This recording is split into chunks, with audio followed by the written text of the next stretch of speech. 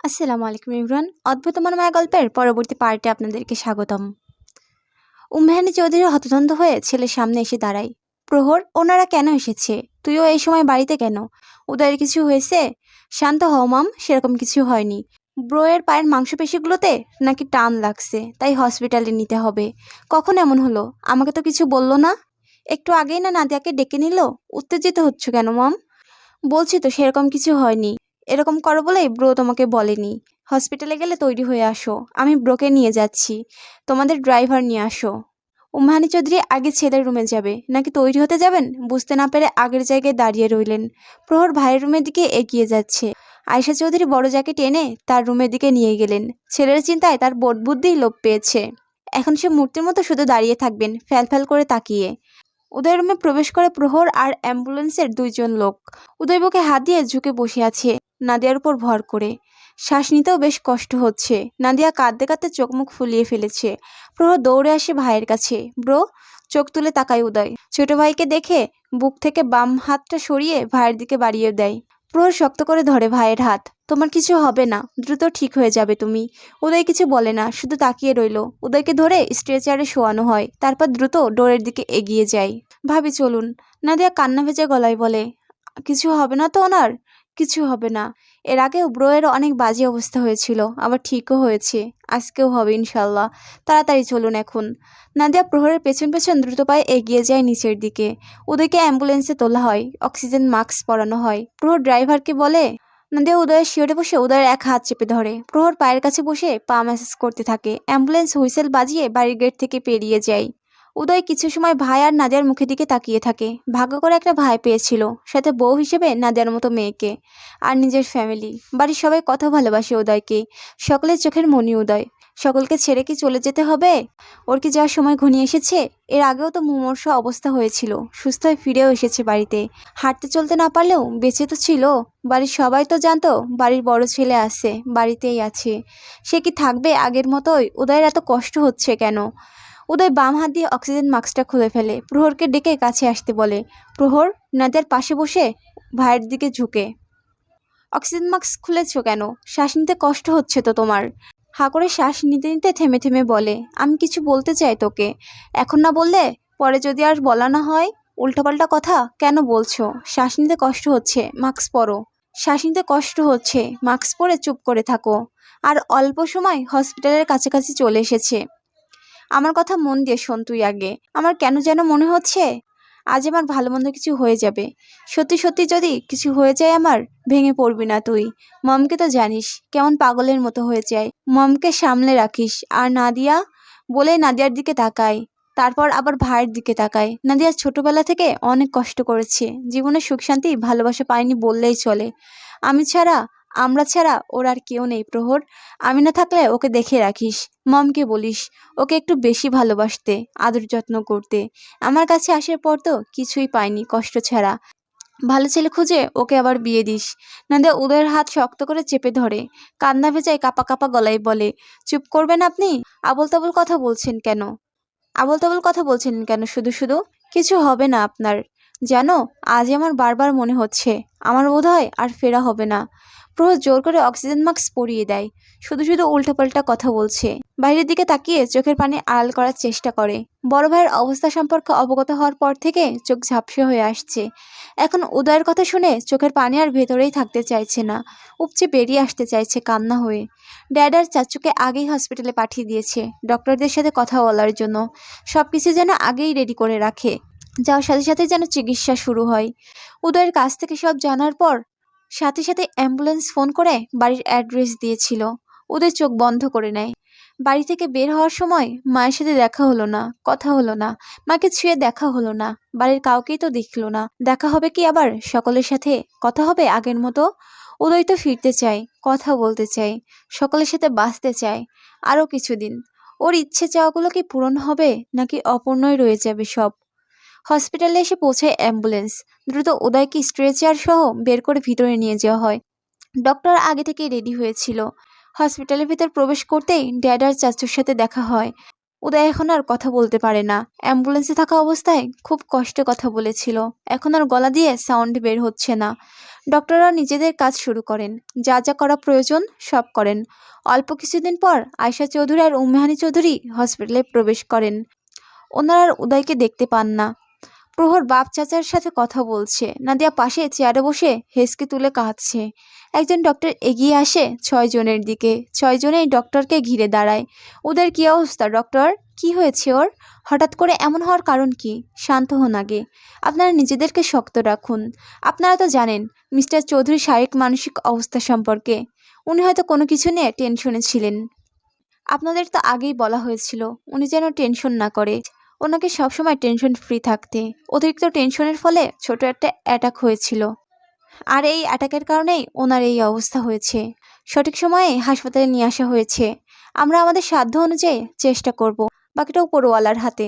দোয়া করুন আল্লাহ যেন সব ঠিক করে দেন। ওদের সুস্থ হতে কতদিন লাগবে বলা যাচ্ছে না, হয়তো আগের থেকেও বাজে অবস্থা হবে। আগে থেকে নিজেদের মনকে বুঝ দিয়ে রাখুন। ডক্টর চলে যায়। উম্মানি চৌধুরী কান্নায় ভেঙে পড়েন। তার প্রথম সন্তান, আদরের ছেলেটা এত কষ্ট কেন পাচ্ছে? আল্লাহ তাআলা একটু তো মুখ তুলে তাকাতে পারেন ওর দিকে। নাদিয়া পাথরের মূর্তির মতো দাঁড়িয়ে ডক্টরের যাওয়ার পথে তাকিয়ে থাকে। ওদের সব রকম ট্রিটমেন্ট করা হয়েছে, এখন পেশির খিঁচুনি রক্তনা দেওয়া ঠিক হয়েছে। বুকের ব্যথাও অনেকটা কমে এসেছে, তবে জ্ঞান থাকলেও কথা বলছে না। ডান পায়ের সাথে বাম পাটাও বোধহয় অচল হয়ে যাবে পুরোপুরি। আরও উন্নত চিকিৎসা প্রয়োজন, তবে অবস্থা আগের চেয়ে স্থিতিশীল। ডক্টররা নিজেদের সাধ্য অনুযায়ী চেষ্টা করে যাচ্ছেন। ওদের ট্রিটমেন্ট নিয়ে সকালে বোর্ড মিটিং বসবে। এখন সিনিয়র ডক্টরের ডিউটি শেষ হয়ে যাওয়ায় চলে গেছে। সকালে তারা আসলেই বোর্ড মিটিং বসবে। উম্মেহানি চৌধুরী প্রেশার বেড়ে গেছে, জ্ঞান হারিয়ে পড়ে গিয়েছিলেন। তার জ্ঞান ফেরানোর পর উদয়ের সাথে দেখা করিয়ে বাড়িতে নিয়ে যাওয়া হয়েছে। হসপিটালে থাকলে আরও বেশি অসুস্থ হয়ে পড়বেন, যেতে চাননি, জোর করেই নিয়ে যাওয়া হয়েছে। প্রহর আর নাদিয়া হসপিটালে থেকে যায়। বাকি সবাই সকালে আবার আসবে। উষা ও শ্বশুরবাড়ি থেকে সোজা হসপিটালে এসেছিল ভাইয়ের অবস্থা সম্পর্কে জানতে পেরে। পুরো চৌধুরী বাড়ির সবাই ভেঙে পড়েছে।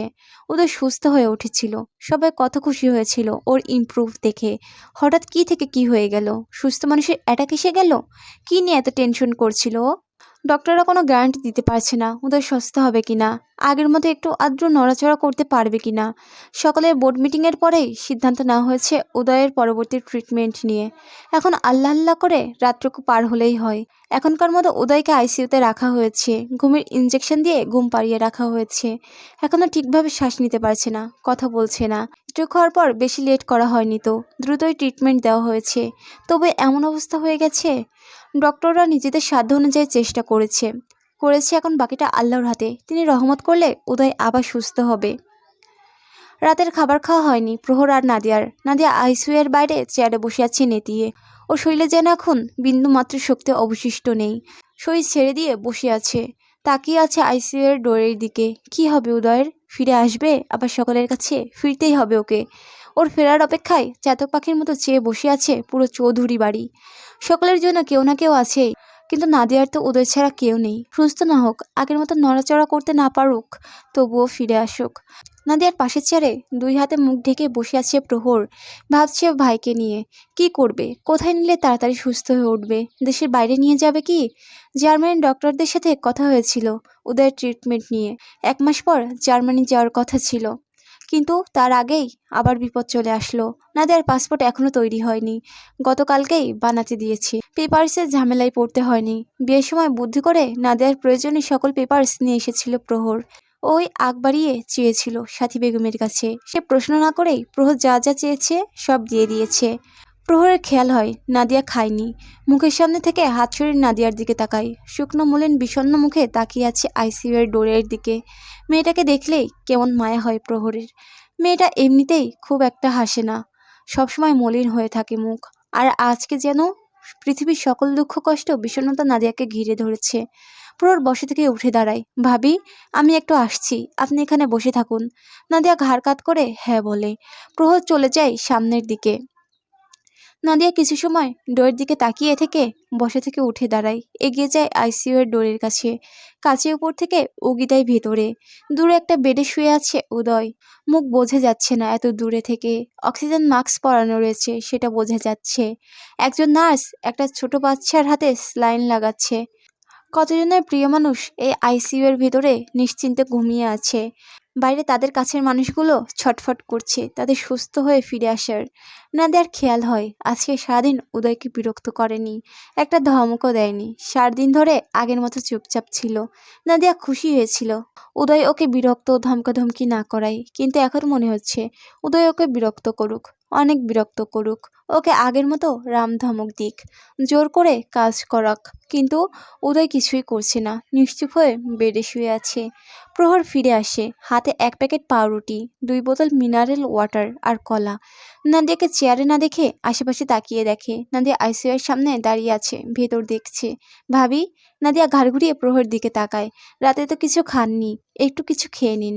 নাদিয়া প্রহরের হাতের দিকে তাকায়, তারপর আবার আইসিইউ এর ভেতর দিকে তাকিয়ে বলে, আমার খিদে নেই ভাইয়া, আপনি খান।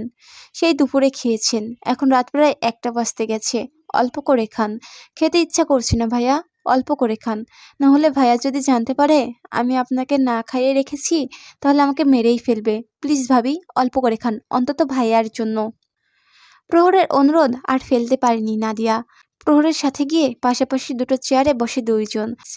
প্রহর পানির বোতলে ছিপি খুলে নাদিয়ার হাতে দেয়, আগে একটু পানি খাওয়ার জন্য। পানিরই বেশি প্রয়োজন ছিল নাদিয়ার, গলাটা শুকিয়ে কাঠ হয়ে গেছে। এক চুমুকে 1 লিটার বোতলের 3 ভাগের 1 ভাগ পানি খেয়ে নেয়। প্রহর পাউরুটি আর কলা এগিয়ে দেয় নাদিয়ার হাতে, আপনিও খান ভাইয়া।